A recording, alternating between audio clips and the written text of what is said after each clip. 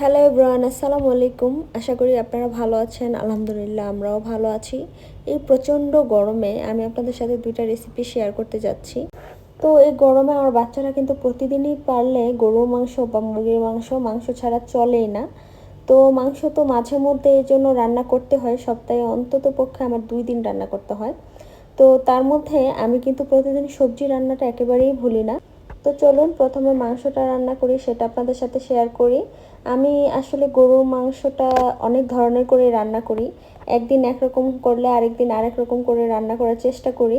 তো আজকে আমি একটু আলাদাভাবেই রান্না করব। তো এখানে আমি মাংসগুলোকে ছোট ছোট করে কেটে ধুয়ে নিয়েছি। তারপরে এখন এখানে কিছু গরম মশলা নিয়েছি, গোলমরিচ, এলাচ, লং এবং কয়েকটা শুকনো মরিচ।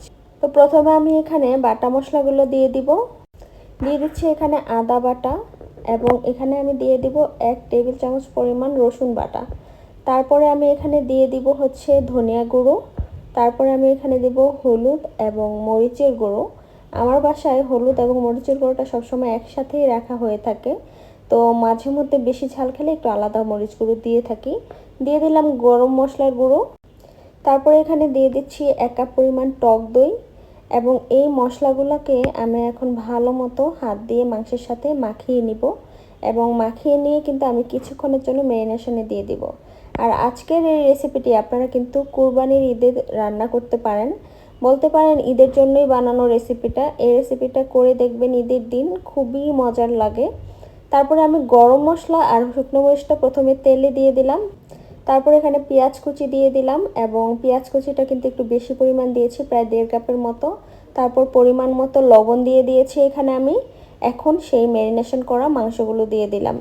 মাংসগুলোকে মাখানোর পরে কমপক্ষে 30 মিনিটের মতো আপনি যদি রেস্টে রাখেন তাহলে ভালো হয়, আর যদি একেবারেই সময় না থাকে তাহলে কমপক্ষে 15 মিনিট রাখতে পারেন। এবং এখন আমি ভালো মতো নেড়ে চেড়ে তেল এবং পেঁয়াজের সাথে মাংসগুলো ভালো মতো নেড়ে চেড়ে দিচ্ছি। এই প্রচণ্ড গরমে আসলে মাংস বা ঝাল জাতীয় জিনিস খেতে কেন জানি ভালো লাগে, কিন্তু যদিও ওগুলো কিন্তু আমাদের স্বাস্থ্যের জন্য খুবই খারাপ। কিন্তু প্রতিদিন যদি আমরা খাবারের মধ্যে এক ধরনের সবজি বা শাক রাখতে পারি তাহলে কিন্তু খারাপ হয় না। তো এই জন্য আমি কিন্তু প্রতিদিনই এক ধরনের সবজি আমার বাসায় রান্না করেই থাকি। তো এখন কিন্তু আমি মাংসটাকে ঢাকনা দিয়ে ঢেকে দিয়েছি, এবং 10 মিনিট পরে আমি আবার নেড়ে চেড়ে দিচ্ছিলাম, এবং মাংসটা কষানো হয়ে আসতেছে। আর তখন আমি কিন্তু চুলার আঁচটা একটু কমিয়ে দিব।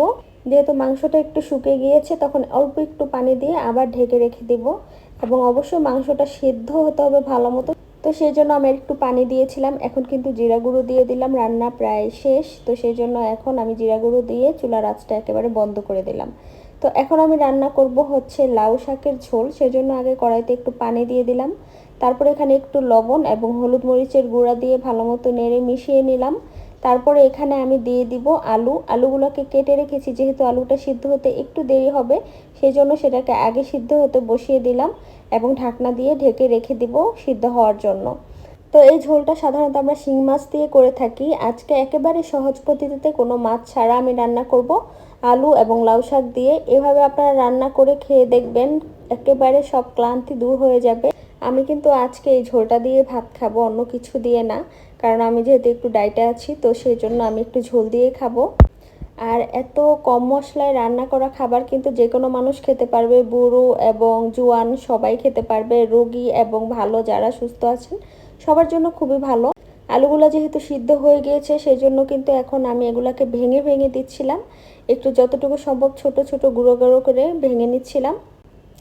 এবং এখানে কিন্তু আমি এখন লাউ শাকগুলো দিয়ে দিব। আর লাউ শাকগুলো একেবারেই আমি কিন্তু কুচি কুচি করে কাটার চেষ্টা করেছি, মানে মোটামুটি ছোট করে। সাধারণত আমি রান্না করতে গেলে আরও বড় বড় করে কাটি এবং ডাঁটিগুলোকে বড় করে কাটি, কিন্তু এই বেলায় কিন্তু আমি একেবারে ছোট করে কাটার চেষ্টা করেছি। একেবারে নরম ডগাগুলো নিয়েছি এখানে আমি।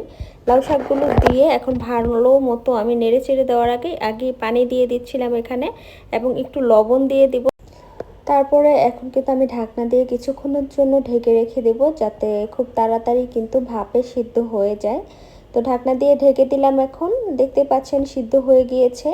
এখন আলুগুলোকে আমি ভালো মতো পুরো শাকটার সাথে মিলিয়ে নিচ্ছি, এবং এই পর্যায়ে আমি এখানে কিন্তু কতগুলো কাঁচামরিচ ফালি দিয়ে দিব। তো মোটামুটি যারা ঝাল খান তারা একটু বেশি দিবেন। এখন আমি আরেকটা কড়াই নিয়ে নিয়েছি এবং এখানে পেঁয়াজ কুচি, রসুন কুচি, একটু জিরা দিয়ে দিলাম আস্ত এবং এখানে দিয়ে দিলাম একটু সরিষা। তারপরে এখন এগুলো একটু ভেজে কিন্তু ব্রাউন কালার করে নেব রসুন এবং পেঁয়াজগুলোকে। তারপরে আমি এই বাগার দেওয়ার জন্য কিন্তু এটাকে রেডি করে নিচ্ছিলাম এবং এটার ঘ্রাণ এত সুন্দর আসছিল, সরিষার ঘ্রাণটা অসম্ভব সুন্দর আসছিল। এবং ভাজা হওয়ার সাথে সাথে আমি এই রসুন এবং পেঁয়াজ ভাজাগুলো কিন্তু ঝোলের মধ্যে দিয়ে দিলাম। দেখতেই পাচ্ছেন একেবারে হালকা মশলায় সাদা সাদা টাইপের হয়েছে ঝোলটা, কিন্তু খেতে কিন্তু অসাধারণ মজা হয়েছিল। তো এইভাবে করে আপনারা কিন্তু ঝোলটা রান্না করে ফেলতে পারেন একেবারে সহজভাবেই। তারপরে এদিক থেকে মাংসটা যেহেতু হয়ে গিয়েছে, এগুলোকে আমি কিন্তু একটা বাটিতে নিয়ে নিচ্ছিলাম। তো মাংসের রং দেখেই বুঝতে পারতেছেন যে খাবারটা কেমন হয়েছে।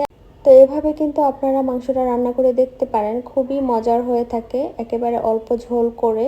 আশা করি আপনাদের আজকের এই রেসিপি দুটো ভালো লেগেছে এবং যদি ভালো লাগে অবশ্যই একটা লাইক দিতে ভুলবেন না এবং রেসিপিগুলো অবশ্যই ট্রাই করে দেখবেন। এই তো দেখতেই পাচ্ছেন আমি কিন্তু ঝোল দিয়ে ভাত খেয়ে নিচ্ছি আর আমার কিছু লাগবে না আজকের ভিডিওটি এই পর্যন্তই। আল্লাহ হাফেজ, আসসালামু আলাইকুম সবাইকে।